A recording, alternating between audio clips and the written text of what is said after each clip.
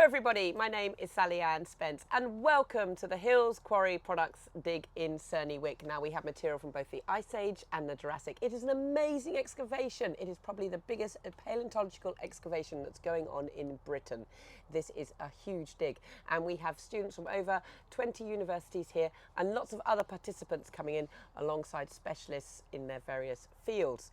Now with me right now is Amalia Robertson. Hello Amalia. Hello. It's so good to see you because you came here last year, didn't you? Yeah. And how is it? Is it different from last year? Is it different experience for you from last year? It's a different experience from me because I've stayed longer this time, and because I was here last year, I'm much more confident and getting way more involved because I'm more comfortable. Definitely, and we've seen that as well. You've really thrown yourself into it this year. We have lectures every day, and we also have pop-up talks at lunchtime. You know, students can partake in this, participants can partake in it, and also external experts come in and do them as well. And you did a fantastic talk as well. I'm going to ask you, before we talk about these things in here, what did you do your talk on? So I did my talk on a project I'm currently working on called Chatteris Fossils. So Chatteris is a small town in Cambridgeshire, and it has a small local volunteer-led museum, and it's based on the history of the town. But they have a fossil collection of about 150 fossils. Wow. But because they're all volunteers, majority of them, without me being there, don't even know what a belemnite is. Right, Or an ammonite. We've recently moved buildings, so the old display got taken down and everything got put in their boxes. So the aim of Chatteris Fossils is funded by the Crow Fund for the Geologists Association, and the aim of it is to make the fossils more known and accessible by doing workshops with the public, volunteer training, and creating resources, and coming up with a book at the end called Chatteris Fossils. Oh, that is fantastic. That's absolutely brilliant. And you're using your expertise that you already have, plus what you're picking up from this dig and exposure to all the experts we have here, and being able to translate that to teach your volunteers as well, to give them the opportunity to do that outreach as well. Yeah. Wow. Wow, well done, Amalia. That is fantastic. I mean, you did a brilliant talk, and there was a resounding applause at the end of it. You know, it was absolutely fantastic. And I think there was also, this is a great thing about the networking that's going on here as well.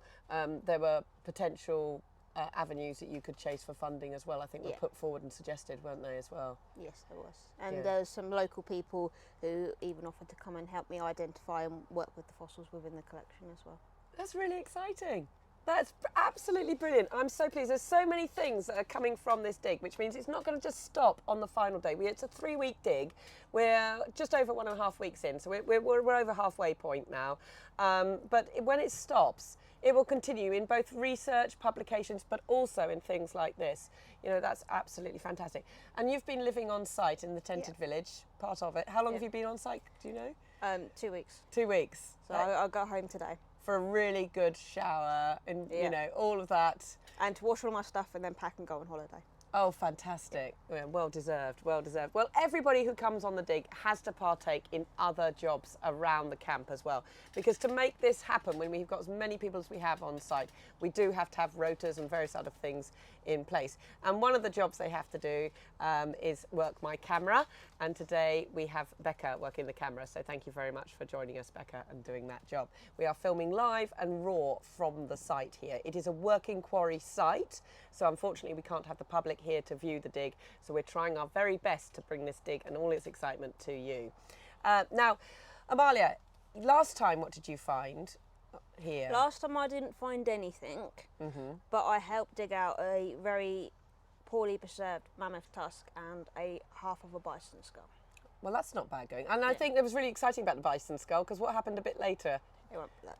Well, yeah, it did that, but also we did find another one, didn't we? Yes, we did. And we were able to put them back together in conservation and have the complete skull. So, you know, Amalia, I think that where did you find, you found yours, like, I think that basically the two halves were quite some distance apart, weren't they? Yeah. And found at different times of the dig, and it was so exciting to put them together. But this time, you've excelled. Yes. And we found all sorts of things. I'm going to get you to talk about this object first. Becca, do you mind bringing in the camera just so we can have a little bit of a closer look. So can you tell us about this then, Amalia? So this is a long bone, a leg bone from possibly a bison, but what's really interesting about it is it's got gnaw marks on it, so it's possibly been gnawed by hyenas at some point. That's quite cool, because You that can tells see us. that it's all broken at the ends. And Yeah. that shows that it's possibly been gnawed at. So we're getting two potential fossils here. We're getting the actual fossil, aren't we? Then we're getting the potential trace fossils of something else. Yes, there's something going on there. Yeah. These will all be examined for hyena or cut marks with lithics and things as well. Yeah. And this one was actually found with the bone sitting on top of it. So we were digging around the bone on top, was about to lift that, and we were going down just a bit deeper to plinth it a bit better, and that's when me and Joe discovered this one sitting underneath it. So this is Ice Age. The preservation's incredible, isn't it? Absolutely beautiful. Yeah. So was that your first bone that you Yes. personally found? Yes. Well, I just Fantastic. found it with the help of Joe. It was a Yeah. joint effort. But that is absolutely fantastic. And that's in the Ice Age sort of area. And as I said, we've got Jurassic and Ice Age. Where did you find this then in that case? I'm going to swap these over so you can talk to us about this one too. So this one was found after the rainstorms on Thursday. Oh, Once right. the rain cleared up towards the end, a few of us went down to hunt it within the Kellerways to see if anything got washed out. I originally picked up this bone, looked at it and thought that this shape looks like it could be a vertebrae, but then turned it over and went, nah, it's just a rock. Ah. So I actually put it back down, and then Judith came along behind me and picked it back up and went, no, that's a plesiosaur vertebrae. Wow. Wow. And I mean, that's not your specialism, and it is her specialism. Yeah. But that's the most amazing thing about having all these different people on site. So it's found slightly out of context because it was washed out, Yeah. wasn't it? Yeah. And have you been involved in the data collecting and the preservation or any of that type of thing? Have you been doing Yes. those jobs as well? Yeah, yesterday I sat in conservation and I did some cleaning of this bone here, and I've been helping Max catalogue his molluscs and everything like that as well. Brilliant. And that's all transferable skills that Yeah. you can take to the museum and teach Definitely. your volunteers. Definitely. and We things. have some Ice Age bones that were collected years and years ago, and they're in need of some conservation, so I've been learning the skills to take that back home and do that with our fossils. That's just brilliant. That's absolutely brilliant. And with the museum, let's have a little chat about the museum. So it's reopening in a new building. Yeah, it has That- reopened. It's reopened already. Yeah. That gives you loads of scope to put new exhibits together. You've been heavily involved in putting those together. Yeah. Fantastic. And I know this is one of your banners that you've Yes. designed So, as well. yeah, part of the project I've created 3 banners. This is the one telling you about the project and the fossils itself, and then I have 2 more because again within the museum, very similar to here, we have Jurassic fossils and we have Ice Age fossils.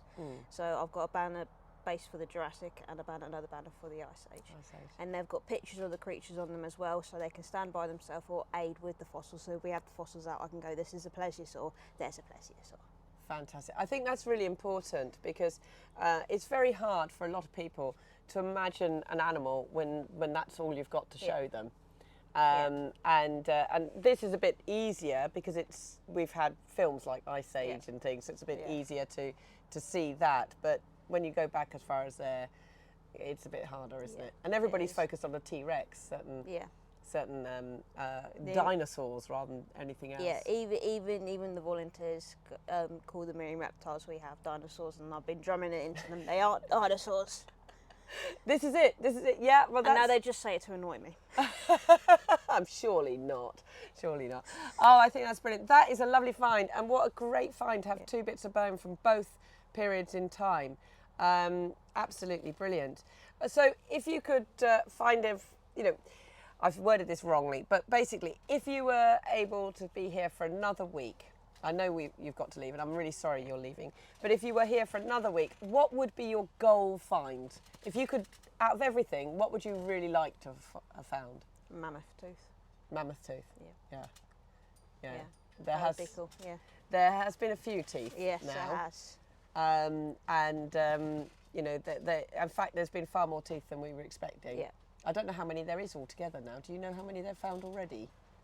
I know of 5. I was thinking 905 as well. Yeah, something like that. Yeah. There's quite a lot of teeth. We will be looking at the mammoth teeth again, have a bit of a recap. Do look back at our other videos. There's constant videos being uploaded where we find mammoth teeth and we start to uncover them and we lift them and move them and look at them in conservation and all that sort of thing. But yeah, there are lots of teeth coming through. Yeah. So perhaps another year. Yeah, perhaps Another year. Well, Amalia, I wish you a very safe journey back. Thank you. And it's been amazing having you on the dig. You've just been fantastic and mucked in with everything. And what has been so fantastic is you're taking the skills you've learnt here, not just for yourself, but to train up volunteers, to get that information out to the wider public.